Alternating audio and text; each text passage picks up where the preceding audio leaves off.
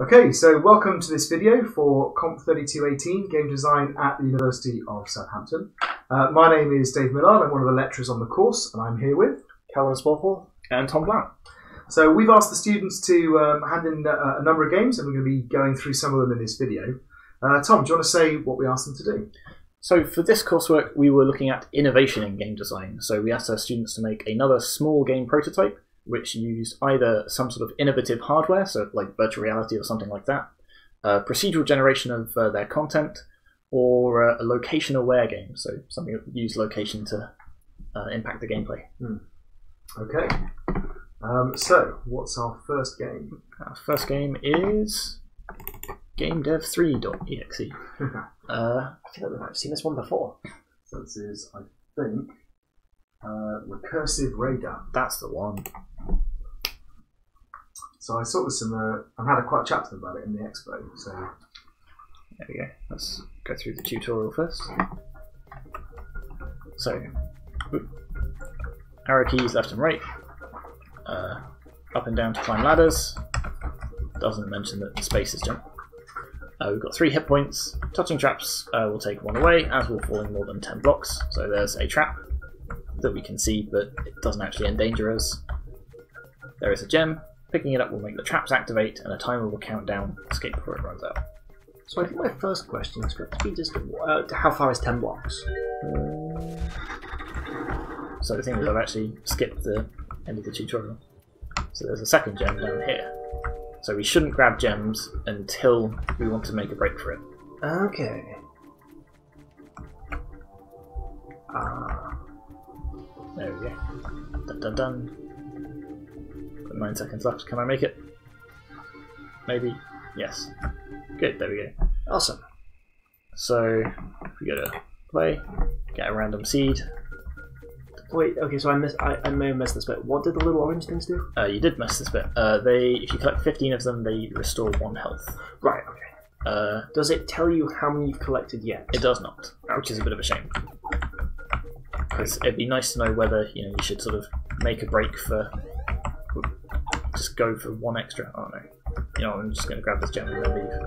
So do you get more time depending on like how many gems you grab, or? Don't know. We'll find out. Ooh. So I quite like the look of it. So yeah. It's a little bit sort of Metroidvania or something. Oh, the door's down there. Ooh. Aha! Hey. Do I try the same run again? Yeah, I'll try again. So, gems collected, remaining health. Oh, I did get just enough to get an extra health point. Yeah.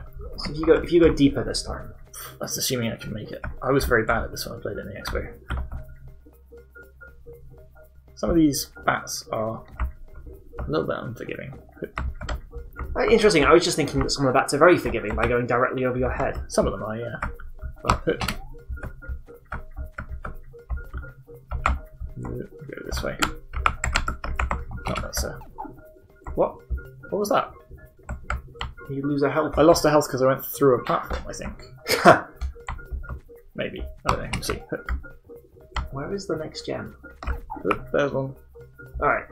So if you grab that, how many seconds do you get? The first one or the... It's the second one. Okay. Yeah, you get a minute now. Do you get 30 seconds per gem? Yeah, it seems like and now all the traps are Oh, I see. So yeah, the saws start moving once the and the bats get faster as well. Yeah. So the idea of this is that you essentially navigate down, finding the gems and spotting where all the traps are and planning a route. Then when you pick up a gem, it activates all the traps, speeds up all the bats and things, and then you've got a certain amount of time to get out and collect all the other gems on your way out. Yes. So your kind of choice is, how deep do you go, basically? Unfair. So yeah, I don't think the whole spotting the traps as you going down thing is super meaningful. Like, I'm not like memorizing that. Okay, there's a saw blade here, and there's. So think of it a different way, though. I think maybe there's a certain amount of meaning in planning your route. Yeah, just the sort of overall. Okay, I know roughly where the exit is. Kind of. And where the gems are, right? So you know you've got to go up there to the left, past that gem. But yeah, but I've got to go that way anyway, just because. So I was thinking more. You can definitely pick a path that avoids the most bats and avoids the most saws. I don't think there's a huge amount of variation in the paths. They're all pretty much. I've got to go this way. Interesting, because there was. I was just looking there, and there were definitely paths that involved you not getting hit by saws. Okay. I mean, yeah. So if we go. Try and get that gem on the way out. That's the plan. There we go. Yeah, so if you go right here, you can avoid saws completely. Oh, like that. Yeah. Or you can just jump straight into the spike pits. Yeah. Okay, so I think that's most of the game. Should we start with presentation? So let's think about the presentation then. So, what do we think? Overall, it's really nicely put together. The background's a little bit boring, but yeah. I'm not sure what these golden things are. No, that's. Oh, Guess you're going for that one. yeah, I forgot I wasn't supposed to pick it up. The sounds are nice. You've got. I love the look and feel. I think it's kind of you escaped. I really like the music transitions. So it's very calm, and then it gets intense when you pick up a gem, and then you get the little victory music at the end. That's a really nice use of audio, actually, isn't it? Yeah, it'd be nice if. So looking at the information design, one of the things we were saying was like these extra health pickups that we're picking up, whatever they actually are. It'd be nice if I knew how many of those I had, because you get an extra health for every 15 of them. Yes. So it'd be really nice to know how close I am to actually getting an extra health, and whether it's worth pushing in further into the dungeon. I'm going to go greedy this time. Weirdly, I think I'd also like to see. Oh, maybe not. Just when you're at a certain depth, how long you'll actually have to get out. Yeah, maybe. But I think that might be a bit optional. Dun, dun, dun. So that gives you more time. So not a lot more time. Only. I think it might be depth based. Yeah. Yeah. Yeah, I assume we have some notes on this somewhere. So, okay, so in terms of presentation, I think it's Oh.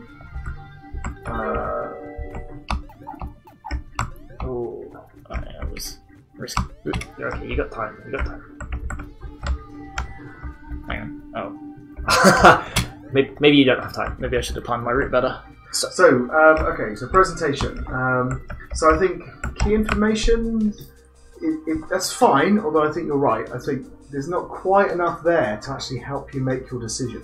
Mm-hmm. So even if there was, I actually almost feel like it'd be more useful to have, like you said, you want to have that counter showing you how many of whatever the gold things are, and something which shows your clock going up as you go down, so you have some kind of sense of that.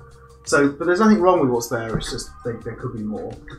But the graphics, I think, are really nice, and it looks kind of consistent. I quite like this end screen in terms of information design as well. So it gives you sort of 3 metrics to judge the game by, and also the seed as well. So we'll touch on this later. But one of the things we were talking about with sort of scoring is if your score's at the whims of the random number generator, being able to sort of just have the seed and then you can play against the same level over and over is nice. And the controls, I mean, so it looks like it controls fairly well, actually. Yeah, it controls fine. It looks like it's quite forgiving. Things like going up and down the ladders, for example. Yeah. So you can... So there is that sort of, if you drop 10 blocks, you lose a heart. And I'm not sure... Yeah, that's right. There we go. So you do get a little thing when you die, but judging that is a little bit difficult. So, for presentation then, a good would be key information is shown clearly, graphics are consistent, and appropriate use of audio. Mm-hmm. I think it's definitely that. I think the audio is really good. I think you're right. I would put the audio higher than that, right? So excellent would be good use of audio effects and/or music. Yeah. So is it used well? And prizeworthy would be, is it particularly resonant? I'm not sure about the resonant, but it definitely, the audio is up at the excellent level. Uh-huh. Yeah. The graphics, I mean, they're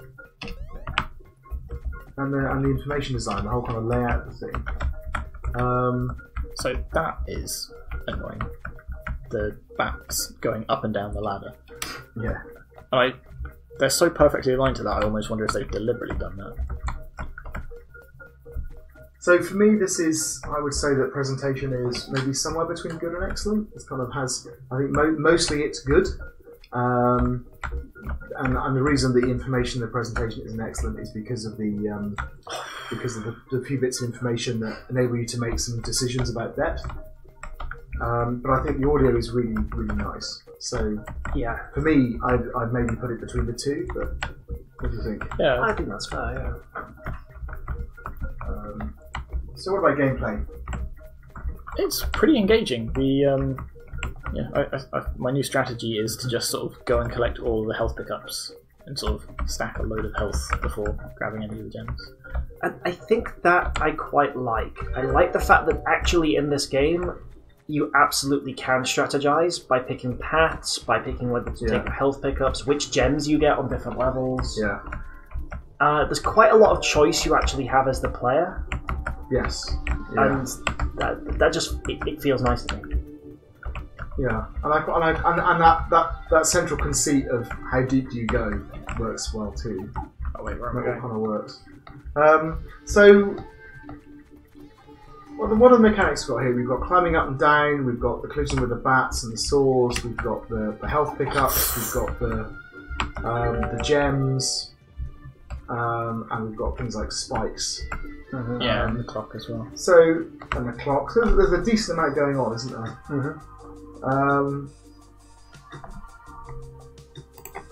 Okay, so a good would be a set of complementary mechanics and smooth usable controls and meaningful play. So I think it's definitely there. Yep. So excellent would be a wide set of complementary mechanics, intuitive controls, and enjoyable and meaningful play. I think it's probably in there, actually. I think between the bats and the saws giving a variety of obstacles and the variety of goals, I think it's got a wide set. So yeah, I think it's a good job. And bugs. Haven't found any. So we can come back to this and I'll let you know. But so far, it looks relatively and bug it's free. complex enough, isn't it? So I think that's probably another excellent. And prize would be no bugs, but with significant complexity. I'm not quite I'm not sure it's significantly complex. So I was going to say the gameplay. If there's something that does bring it down from excellent, it's that there's some mechanics and they're pretty good, but overall. So I think the bugs are also excellent. I think they're kind of Yeah. It looks like a rich bug-free experience. It's good. Okay, the brief. So the procedural generation. What do we think about? Forget about the meaningfuls, but just the quality of what's been generated. Other than occasionally that's odd. There's like two little spikes there. I mean, so far all of the levels have been playable. There's nothing stopping me do it. There's this bit that it's kind of annoying. However, interestingly, if I go and get a different gem, this starts moving, so it gets easier to get again. Yes, so you kind of have to take that choice away from you. But I kind of like it. There seems to be different route. I mean, so the other thing is they generate these things as you play. So sort of when you get into the next chunk, it starts generating the next one. Yeah. And they did say they had excellent fun wrestling with threads in Unity to sort of keep it nice and smoothly generating. So there's always one path down, though, right? Broadly, but sort of within each chunk, there are sort of slightly different paths. I like the fact there's generally multiple paths down as well. Yeah. I'll see. That's interesting. So there's a bit in there that you could go and explore. You've got to go up. Well, but it's still one path. It's just yes, yeah. I'm just wondering whether.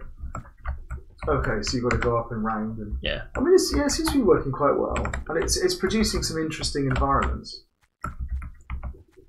I'm not sure how. So for these ladders, for example, I don't know how deliberate that is. I mean, there's absolutely nothing wrong with it, and it gives you a place to like duck under this bat, I suppose, and perhaps that's why it's there. Yeah. So some of it feels a bit sort of what's the word, like slightly slapdash and random. But so it's like ladders right next to each other, for example. Yeah. But still, it works well. So I've not noticed any moments. Oh, aside from the gems occasionally appearing on the saws, that's pretty unfair. There's not been that many moments where I've noticed the procedural generation just screw up in a way that's... Yeah. So this is what they said. They said the map is rendered completely by procedural generation and it's done in chunks. At the start of the game, the first chunk is pre-generated and more chunks are generated seamlessly as you descend. It involves creating a path of rooms through a small grid. A random point each room is chosen to be the solution path, and a series of platforms ladders are generated between the points to ensure it's always complete. After this, additional platforms and ladders are generated to obfuscate the path. Finally, the traps are generated according to parameters which ensure there are not too many on a single platform. They will not be placed on the player's spawn point. So they have got some rules about managing all that stuff. Yeah. So I'm a little sad they've not deliberately generated the multiple paths. It's really nice that it's there, but... Yeah, some happens by accident. Yeah. So, I mean, in terms of the procedural generation then, so good would be appropriate procedural generation incorporates some effective rules designed to enhance or personalise play. So I think it's clearly that, right? It's working, it's fine, they've got some rules there. Excellent would be complex procedural generation incorporates a number of effective rules to enhance or personalise play. So, yay! Are they doing enough to enhance? Are they doing enough to enhance play in their procedural generation? And that's the thing. So, for example, the position of the little golden whatsits, they feel just sort of very randomly placed, scattered. Which the sort of thing is, it works because it gives you a reason to sort of like not so much explore, but sort of traverse the rest of the level rather than just going straight down. But in a previous video, we talked about this problem of everything being brown, right? When you mix up different things in different orders, it just always ends up being a sort of much of a muchness. And this, I think, suffers from that a little bit. You're always getting this kind of sort of random sequence of ladders and platforms and things, and that's because they haven't used the rules to kind of cluster together different interesting things to give you a kind of variety of environments. Yeah, there's no huge sort of differentiation between sort of, again, sort of like the different levels. So if the levels got noticeably harder sort of as you descended, rather than it being sort of just... or even having zones, right? I mean, I know there's an issue here about scale, and we ask them to do only a certain amount of stuff. But you can imagine going down the back zone and then the soul zone and then the... I mean, and in a more complete game, you might have things like the ice zone and the kind of the dark zone and that kind of thing. But here, just doing things to kind of add variety, I think would have been good. Also to incentivise the player to keep pushing to the next level. But I think they've got a number of rules that they're using to place things, and it does work quite well. So for me, maybe halfway between good and excellent. Yeah, so there seems to be really interesting particular obstacles. So, for example, there's certain areas where there's a lot of bats, or there's areas where saws block like critical paths. Yeah. It just comes down to that. I'm not sure how often it's deliberate and how often it's just they've thrown enough stuff at it. So I'll give you an example. You just went up a section there where it was quite narrow, right? You had a sequence of platforms. So, but if you had multiple saws in that zone, right, that would be like the well of saws, right? And it's just doing those. It's about like figuring out different combinations of space and things which would be interesting, and then making sure that instead of always giving you somewhere in the middle, the procedural generation would randomly wander into these areas of interest, right, and combine them in different ways. And this bit is slightly pointless. Yeah, it's difficult to get right, and you are going to end up with stuff like that, right? And bits of the level you're never ever going to explore. Like these 3 ladders down to a pit full of spikes. Yeah, but I still think, and for me that's what prevents it being kind of up at the excellent or above level. But I think it's still probably somewhere between the two. Yeah. Okay, meaningfulness. So I really like what they were trying to do here. And maybe it's worth what they said. So they said that procedural generation is a core part of Recursive Raider. The game begins atop an endless cavern full of precious gems. You go as deep as you dare and escape with as many gems as possible. As soon as you get a gem, the ancient defense systems are triggered and you have limited time to escape. Right, so it's kind of like it's that scene from movie films, right? And it gives an interesting choice to the player: do you keep travelling deeper or collect an earlier gem to make your escape less difficult? The game would not be possible without using procedural generation due to the endless nature of the cavern, right? And they mentioned the point about using a seed so you can compare scores between runs. Right? So I think what they're trying to do here is really good. Actually, I think that they've taken their get out of jail free card of replayability, and they've said, let's make a game where actually replayability is part of the thing, right? Because you're in effect learning the route on your way down, and actually, I think this wouldn't be as good from that point of view if you had designed levels, because you know the route through the level, And here the whole point is, on the way down you figure out your path, and on the way back you execute it. For me, the problem is the execution, in that there's maybe not enough that you're learning on the way down. It's not quite important enough, but I still really like what they're trying to do. So partly because they've got the sort of one critical path through it that you're virtually always taking, and also the fact that you know there's a saw there doesn't really change anything, because it's still going to be there. So one of the... Could be there. I don't know. Was there some spikes under that ladder? That'd be... I'll keep an eye out for that. So we bounced around a few ideas with them in the design labs, and one of the things was being able to sort of, disable the traps as you go down or something like that. Yes. I think... which would have been nice, but I think focusing on the sort of like the constantly going down thing probably serves them better there. So with the constantly going down, I like the way it tries to incorporate the procedural generation into the difficulty. So if this was a fixed level, you'd go down a certain depth, and that would be your max difficulty. Yeah. Whereas in theory here, you can go down as deep as you want, and it gets harder and harder. I don't know that the game actually does get more difficult the deeper you go, though. Well, just sort of inherently through, you have to get past more obstacles on the way back, but the placement of the obstacles doesn't. But for me, it's when you go down, you don't have enough ways to affect your experience on the way up. I think that's what it comes down to. So that idea, I think, of disabling traps would have been very nice, right? So if there were some traps that you could take the time out to disable if you wanted to. The thing is, or if there was a way of, defeating enemies so that you could clear a route for yourself or something. The thing is, then there's not necessarily any incentive not to do that on the way down. So I mean, if I was trying to get the really high score, I would collect every single one of these golden gems. Sure, maybe I'll take a damage from like one of the bats on the way down or something, but So I think this is. I still think that this is one of the examples where they've actually thought about how to make procedural generation work for them, right? Maybe if the timer started like right at the start, and every time you got a gem, you got like an extra 30 seconds or something. That would be quite nice, yeah. That might be a better way of doing it. So you go down, you build up your time, and it's it's just sort of throwing around ideas. What they've got is definitely quite good. So let's think about the mark then for meaningfulness.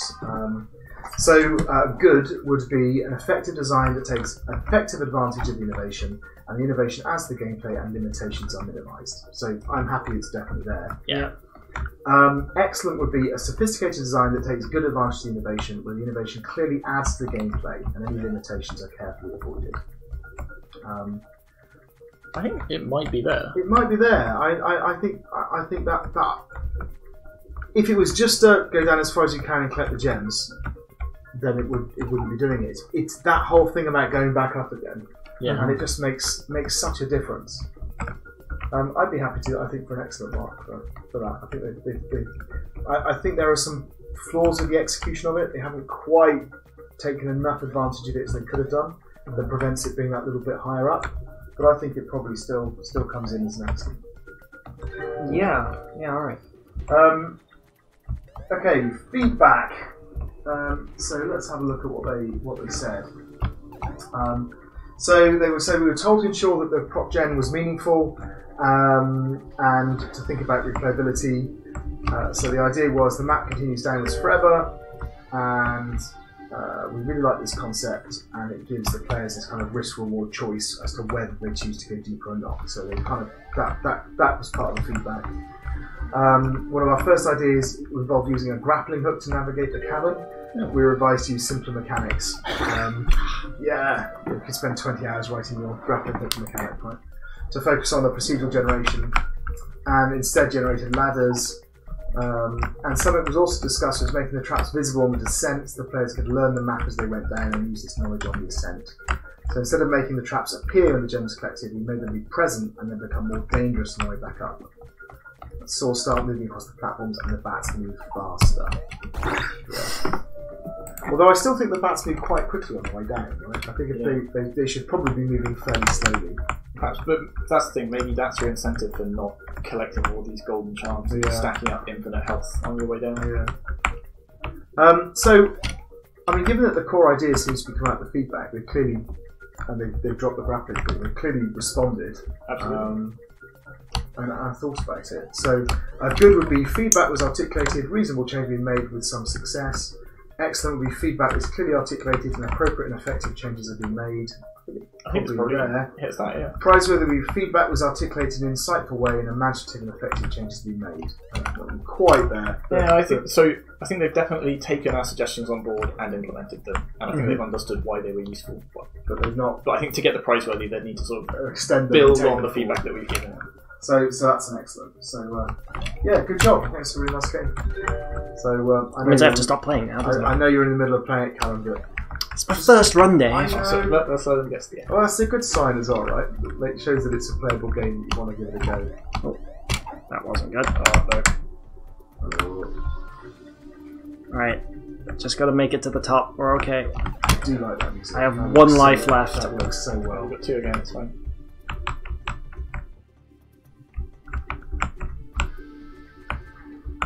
Yeah, it's not sort of the intense sort of like Indiana Jones sort of stirring soundtrack, but it still works. It still works. That little bit of extra tension. It feels like the timer is quite generous based on how far down you go. But it is also tucked away a little bit. It maybe a bit more in your face, and you don't quite have a measure of how far up you are. But success! Yes, in fairness, we have also told them to make these games easy, so we can yes. Oh, I'm certainly I'm not complaining that they've made sure we can complete it. Right. Okay, let's move on.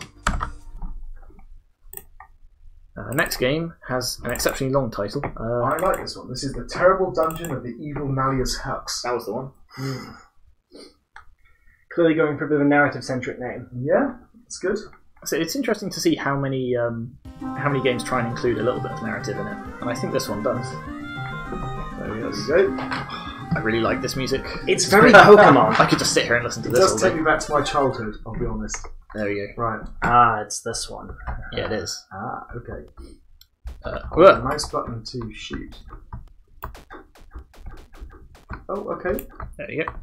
I quite like that. Collect for new colours. So if I get green, I get to be green. I can cycle through them. Yeah. So okay. Oh, and it shows you down the bottom that you're collecting them. yeah. This is a nice little tutorial, actually. This is well executed. Matching colours reduces damage. So I take 1.3. If I'm the wrong colour, I take 5. Okay. This reminds me of sort of Star Trek or something, matching the shield frequency or something like that. Attack speed, defense, move speed. I'm not sure I can remember all of those. Yeah. But that's okay. Yeah, it's, aside from the mushrooms, I think that. No, actually, no, they're not that intuitive as Icon's thinking about it. That's okay. Where are my hands? Where are my feet? My God. I'm getting to his dungeon. Nice. All right. Venator Novus. That's where I will retrieve my form. Nice, okay. So we've got a reason why we're just a square. Yeah. Okay. There we go, level 1. So we've got a little mini map in the top as well. Whoop! That was. So do you take damage from that because you're red? You take some, but less. Whoop. So you take 5 if you're the wrong colour.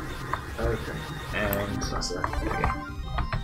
It definitely feels like you're going faster on the big screen. Than when we saw it in the expo. Yeah, I suppose you probably are actually. Tearing around. I've picked up quite a few speed items. But I feel like you're going as fast. I suppose you are physically in the real world traversing more screen space at the same time. Yeah. So. I hate bullet hell shooters, so I should point that out. So we haven't encountered anything other than red, I don't think. It's because we've not picked up any other colours yet. Yeah. So they deliberately only spawn enemies for colours that you've got. Oh, that's interesting. Which does beg the question, why would I ever pick up another colour? Oh yeah, can you get through it without picking another colour? You can get through it without fighting anything if you want, but yeah, let's do that. Let's ignore it. No, let's play it properly and then we'll cheese it. Okay. Oh, it's in the wrong colour. Yeah. You're right. So effectively what you're doing is you're picking up weaknesses. can't you? Yeah, I hadn't actually thought about that before, but yes. Literally what you're doing. But do you have to be a colour to progress with it? Are there any kind of I think so. exits you need to be? So that'd be a good way of gating it. Yeah. I mean, so see, I think if there was a... Yeah, so I think if there was an incentive for picking up the colours, which was along the lines of to get through this gate or to defeat a particular enemy, you needed to be that colour. Yeah. So Then it would make sense. And it would also give you a natural... it would also give you a natural difficulty curve. Because as you picked up more colours, the game naturally becomes more difficult, but it enables you to progress. Whereas you're right, as it is... It feels like that's what they've tried to do, but they just haven't accounted for the fact you can ignore all the colours. So they were going to have a thing where... Oh, they can also hit each other, which means I don't have to do much. They were going to have a thing where you have not only a defensive colour, but an aggressive colour. Yeah. So you can cycle through the colour of your bullets, which would have been a bit too much complexity. Too much, yeah. There we go. New colour, well done. An extra weakness. Very bad at aiming. I have to say, I mean, it looks good. It seems to play like really well when you're playing it. You're too many colours. Mid boss in one stage. Okay, good. So now, of course, you've got multiple colours on the same screen. Yeah, which adds to the challenge. But you're right, they wouldn't have spawned if I didn't. At least I don't think they would have. We'll test this out after this run. So one of the things I did ask them about in the expo is, what's to stop me actually, why should I stop and kill any of these things? Why can't I just charge through it? Yeah. And that's because you want to pick up the permanent sort of defense and attack boosts to defeat the bosses. Oh, okay. Yes, that makes sense. But yeah, given that the core concept is picking up these colours. I have to say this is nice. It's got that 8-bit aesthetic to it, and it does remind me a lot of those 8-bit games. Yeah, it's... In terms of its scope and the way it's constructed. The little mini-map's nice. And kind of reminds me of Geometry Wars. Yeah. Okay, so you're almost at the... let's race through and find this boss. Alright, power to the end, Tom. Okay. Oh yeah, the boss is quite nice. Oh, that's cool. It's a shame it's not multiple colours though. Well, yeah, but... So it fires multiple colours, so I've got to... Yeah. There we go. It'd be nice if it changed colours. So what they haven't introduced the fact that occasionally black bullets get fired, which will hit you for the same damage regardless of colour. Oh, but you're the wrong colour to... I mean, that's true actually. Oh, you got defeated. Okay, let's go through it because I like this. This is quite nice. Okay, so talk about the presentation. What do we think? It's quite nice. It's a little bit loud. The backgrounds of the sort of maps are kind of bland, but the aesthetics of part of the aesthetic. Yeah. So the shapes themselves are nice. As far as I can tell, each of the enemies has a different shape and attack pattern, yeah, which is really nice. I think they've done a good job using the colours to make important elements distinct. So your bullets are a unique colour in the game, and all of the bullets and enemies stand out really well from the background. Yes. Use of sound. I mean, they've kind of good sound effects, decent soundtrack. Yeah. Fits with the theme of the game. And what about the gameplay? What about the controls? Right? The controls are very smooth. I sort of have a bit of trouble aiming, but I think I accidentally picked up the green. I think that might just be me rather than the controls. Well, I don't know. It's quite difficult to tell what direction you're pointing in, I guess. I think as long as you just always fire towards your mouse. So I'm just struggling to. So how do you? What's the turning thing? Then is that? You just spin around lots. So you just go. Oh, okay. Or you do sort of face the mouse, but it's not really got any impact. Okay. So actually, it's fine. It looks more worse than it is. You always find the direction of the mouse, and you always go in the direction of the first key. So. Yeah. Okay, so presentation, good would be key information is shown clearly, graphics are consistent, and appropriate use of audio. So I think it's definitely there. I like the mini-map, I like the little thing down the bottom of the colours. I always have a big problem with these games is remembering the sequence. and that always catches me out. But that might just be me. So they were saying as you collect more. I don't know. The shape isn't tied to their attack pattern then. So excellent would be key information is shown clearly, consistent appealing graphics, and good use of audio. I think it might be up there. Yeah. I mean, it's really quite nice. It's all very coherent. It's all very clear. Yeah. Like prizeworthy would be novel yet clear way of showing key information, consistent, thematically resonant graphics, excellent use of both audio effects and music. I'm not sure it's quite there. It's prizeworthy. Yeah. It's not quite novel enough.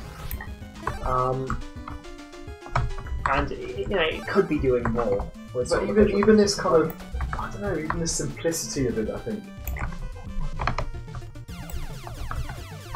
And the kind of the kind of how it rigidly sticks to its aesthetic. You're kind of split with it. I think it's a. I think as a game, it has. I mean, we'll get to it. Some ways it could be improved. But in terms of the way it looks and it feels, the way the whole thing comes together as a package. As we said, the use of the different shapes, the use of the different size of the bullets, even it's little things like the way that the information design, so like the damage appears on screen next to the enemy where it happens. The same with the pickups. Like the mini map, if you go under the mini map, it fades out. I think. Yep. Okay, that's it's some really nice. Wait, if you go to the mini map, okay, that is nice. I mean, I still wouldn't quite put it there, but I think maybe between prizeworthy and excellent. You might be right. It's just so well thought through. Gameplay. So good would be a set of complementary mechanics and smooth usable controls and meaningful play. So I think that's fair. Yeah. Yes. Yeah. I'm not sure it's a whole heap higher than that. So something came from off screen then. The controls are like very nice. They're fluid. They're usable. Yeah. See if I can actually beat the boss this time. So you've got yellow on the boss, and you don't have the yellow card. But also, as long as I just don't get hit by it, it's not a problem. Yeah. So if this is the case with this boss, sorry, I just wonder if the final boss will also have the... Oh, there you go, you broke it through. Level 5, boss in 3 stages. And in fact, like the information about when the boss is coming last time. Yeah, okay, so...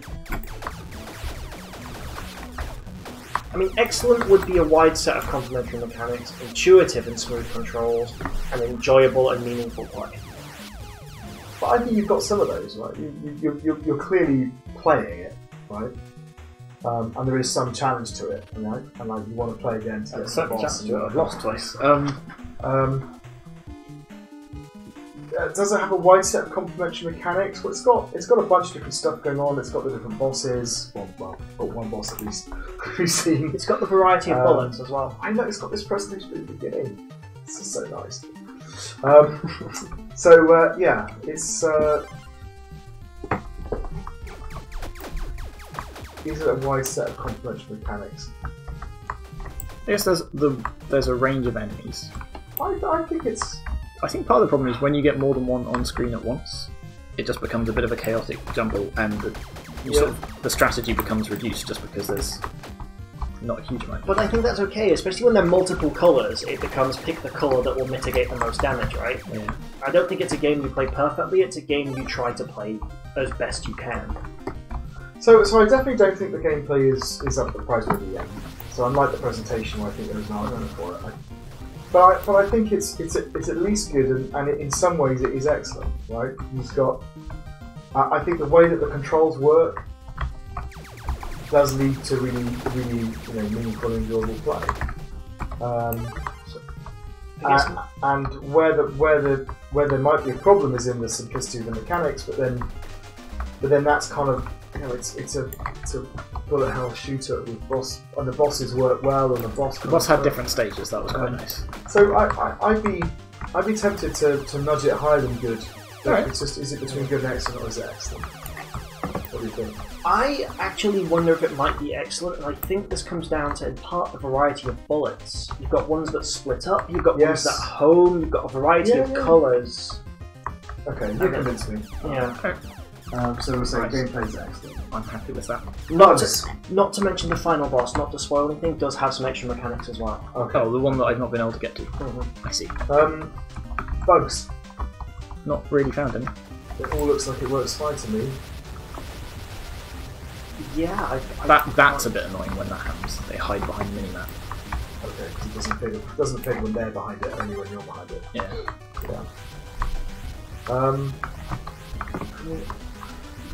No, they aren't. Yeah, I'd struggle to call anything. It all works really well. Excellent is there are no bugs despite the complexity of the game. Are you too fast now, Tom? Yes. I would say it's at least that. Praiseworthy there be no bugs despite the significant complexity of the game. I'm not sure it's significantly complex. It's got a fair amount of features working together, but... Well, I mean, there's a lot in here though, isn't there? So you've got the power-ups, you've got the bosses, you've got the different types of bullets, different types of enemies. It's slightly odd that they kill themselves sometimes, but... I believe that's a deliberate decision. I know it's a deliberate decision that they can kill each other, but occasionally the way they fire their bullets sort of seems to kill themselves. So with the bugs, this comes down to how complex we think the game is. I mean, that boss is quite... It's quite a lot. It's got multiple phases, in fact. Yeah, I suppose there's quite a bit going on.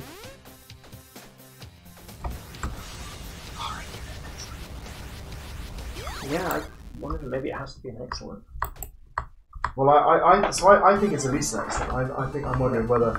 So excellent is there are no bugs despite the complexity. Right. So for me, it's there. The question is it a praiseworthy? And the only difference is complexity. There are no bugs despite the significant complexity. So I guess, given a game with this complexity, how surprised are we that there aren't any issues? There's quite a lot here, and it's all working really nicely. And I'm not suggesting we top end the thing, because there's always somewhere they could go. But I mean, in terms of what we're asking for, yeah. Maybe it's halfway between an excellent and a praiseworthy. I was going to say, if we've been umming and ahhing about it for this long, then that says... Let's do that. Right, brief. So, I presume this is a... Procedural generation. Procedural generation.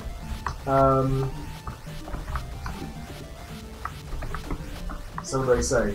The geometric map of the dungeon is procedurally generated by a growing tree algorithm. All rooms are linked together from a random starting position. Start and end rooms are randomly assigned, and colour pickup rooms are assigned and lead back to the start to improve dungeon connectivity. Dead ends are removed from the dungeon. Within the rooms, the enemies generated are randomised based on risk value.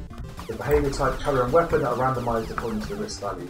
Certain enemy types are only available at higher risk. The risk value will increase as the user progresses through the dungeon. So that's quite a nice... So yeah, I think the procedural generation of the rooms themselves, sure, fine. It doesn't add a huge amount, but the way they generate the enemies is the important thing for this game. And it's the fact that they have this risk factor, and that becomes an input into all the things that they generate. I genuinely quite like how they've chosen to model the enemy difficulty here. They've given themselves a pile of things that they can vary, and they've said make it this difficulty.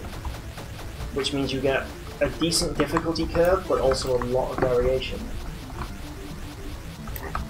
Oh, there's one stuck behind it.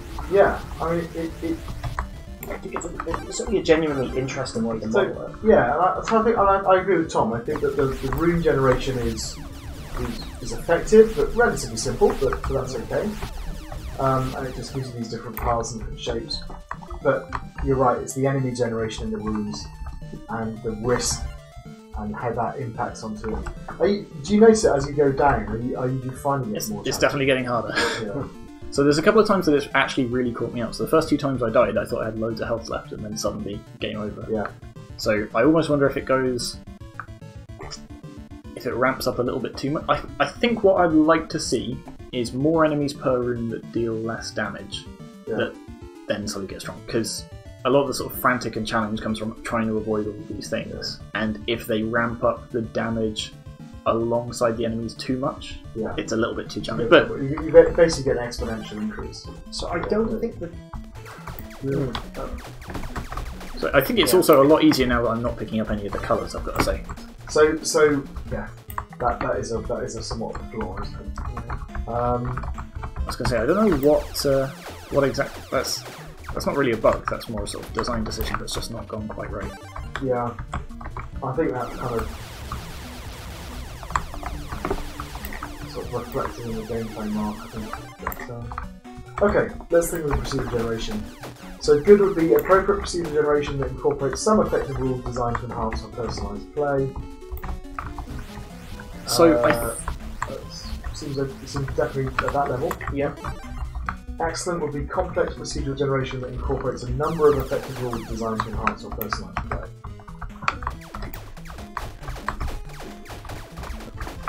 So I guess the argument is, how much does it personalise it? Because the risk just does the risk go up based on just the level? I don't think they are doing personalisation. I think it's just based on levels, but it's about enhancing play. So the rule that enhances play is the way that the risk factor plays into the generation of the enemy structure. Well, technically they are personalising it because they're only generating enemies of the colours you've got. Yes, that's true too. Although that's the bit that doesn't work particularly well.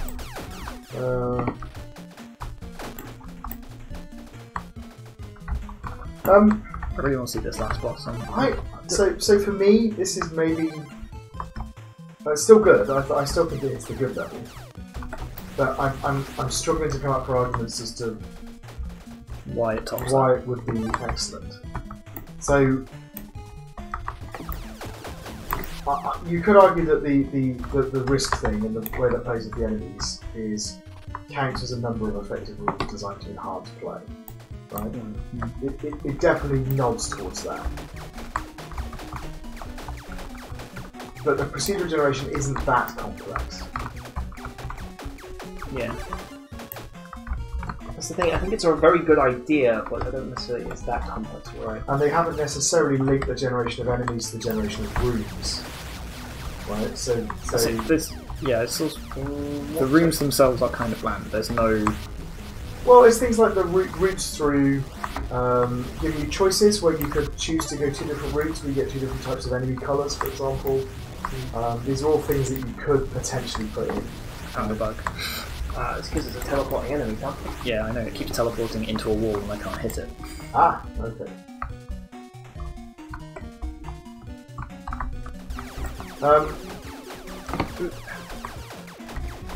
Okay, so we're still stuck on the procedural generation one.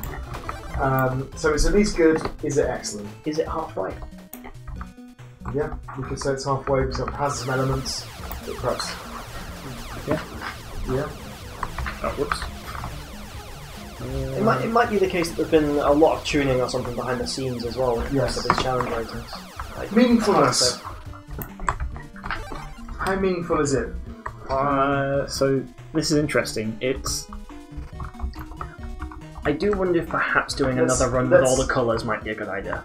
What do they say? I don't know if I'll be able to. So they say procedural generation allows us to generate a deeper world with available resources. You found me at last. Each stage is uniquely generated, maintaining the element of exploration as the player is not able to memorise the map. The map is designed to increase in difficulty so failure is likely. Procedural generation has added replayability to the game. There it is. You can hear the sound of the card being played by motivating the player to keep playing as each game experience is different. Right? Oh, you made it to the... Yes, there was even like a little story thing. Cool. So yeah, at this point technically picking up those cards would be useful, but equally it wouldn't because half his bullets are black anyway and would damage me whatever I'm looking like. So you aren't doing any damage to him? Right, but swapping colour doesn't affect that as far as I know. Mm-hmm. So in the expo, they said the way to damage him is to guide his own homing bullets back into him. Okay. Why? The black ones? Yes. Because he's... But that doesn't make any sense. That goes against the mechanic they've set up, that you can't damage your own colour. That's interesting. I should be guiding the other ones back against him, surely. Also, my bullets are white, and surely white should... Yeah. So maybe the boss should have been white? Yeah? Is that... I think it's Yes, that would yeah, work, wouldn't it? It's a really interesting idea, but it's absolutely not intuitive. not very well signposted. Sort of also guiding those things back to him is really difficult.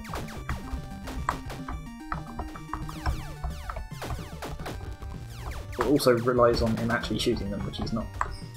So I thought There we go. Can I- damage to it. Oh, So this is interesting, because he's firing all those colours. I wonder if you're having more difficulty with your lack of colour. So you, think why, so. why I'm just are you avoiding not them. shooting? because I don't do any damage You're to on him. 3 health now. Yeah, I know. Yeah. Oh, okay. But my point is, even just getting those to go back and hit him is difficult. Yeah. I'll play again. Try those cards. So they've just said it's replayability, Yeah. and the question is the game designed? So we've I already don't- said that the game designed around that. Fair enough. But I don't think it changes enough to make it.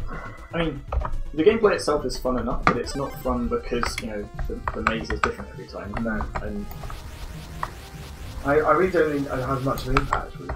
yeah, it's a shame. I mean, it is really difficult to get it. You have to do it right at the beginning. When you sit down and you think this is what our game could be, you have to ask yourself then, if the point of this is about replayability, why would I replay it? Yeah. So, okay. So, a satisfactory would be a straightforward design that in a small way takes advantage of the innovation, where the innovation in some part adds to the gameplay and where some limitations are avoided. Right? Whereas pass would be a simplistic design or one that does not take advantage of the innovation, where the innovation does not detract from the experience and limitations although present do not prevent meaningful play. So what do you think? Difficult to say. It's So let's apply the authorship test. If we authored all of these rooms and chose all of these enemies by hand, what would the game be like? So I think the problem is I don't think it would be. I don't know it would be much. First thing, would it be noticeably different? It wouldn't necessarily be worse. Or See, I think it might be. I think it would be. I think you'd have different patterns in the layout of the rooms, and you'd have different configuration of enemies along different patterns, and you'd be trying to help people make meaningful choices about which routes to take through the game in order to get to the end. The thing is, it's not a case of you're meant to avoid, like the stronger enemies and sort of take a better path. You're meant to kill everything to get the pickups to be able to defeat the bosses. So yeah, that's true.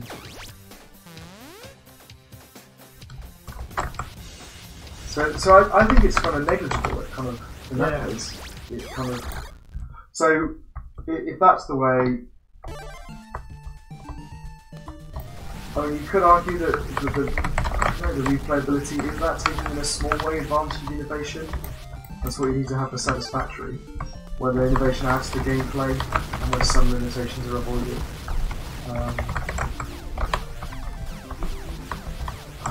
Oh yeah. Well, if we arguing over pass and satisfactory, maybe we put it in the middle. So we say, look, it's clearly not harming it. I don't think. But it's not enhancing it. It's not enhancing it, and it's not redoing anything with it. And in some ways it helps because it adds a little bit of variety on replay, and that's it. So that puts that down at the halfway between pass and satisfactory. Okay, and last of all, feedback. So they said we were told to ensure that the procedural generation was meaningful. Since replayability is a benefit, we made sure to design our game with this in mind. Okay, so idea presented to us involved the map counting downwards forever with... Oh, I'm reading the wrong one. Sorry, that's our previous one. That one. Yeah, so... There we go, this one. Feedback. The initial feedback was to focus on ways that procedural generation can improve the user experience rather than attempting to make it as good as a design experience. So we removed chromatic locks from the game and chose to focus more on the combat and exploration rather than gathering items. And the colour changing controls were streamlined following the second feedback session. Player damage is limited to a flat rate, and the player colour reduces the damage of the same colour. And we added bosses as a motivator. To ensure that any reviewer can experience the full game, we decided to add plus 900 health cheat code. Which we didn't read to right yet. Sorry, we got to the end. Okay, yeah, okay, so they were said we removed the chromatic locks and chose to focus. So it sounds like they simplified it. So they had a lot of stuff that was triggering on the colour, and they just simplified it. So certainly stripping out the weapon effects would probably be good, because having to switch between 2 different colours simultaneously. It's bad enough having a rotating through 4 or 5 different colours for one aspect. The thing is, the chromatic locks is interesting. It feels like that could have absolutely been used to force the player to pick these things up. Yes. And inherently make the game make it a bit. But yeah, I'm wondering whether that was a mistake to use the chromatic lock. I would say that. Yeah, that seems to me to make a lot of sense. Okay, so let's go back to our mark scheme. So satisfactory would be feedback was articulated and some changes have been attempted with partial success. So at least that. I think good feedback was articulated and a reasonable change been made with some success. Do you want to use the cheat code for 30 health? I want to beat the boss on 30 health, if possible. We'll never see the end of the game if you do that. It's interesting, it's using a lot more colours. Or is it just two randoms? Anyway. Control-Alt-O. That's what you want to press. I'm good. Yeah, so what do you think for feedback? I kind of... There we go. So... You actually managed to damage him before yet? Yes. Yeah, he did. If he gets hit with his own bullets, he sort of... I'm waiting for him to fire a homing bullet. That has to be the black one, isn't it? Yeah. Okay, that works.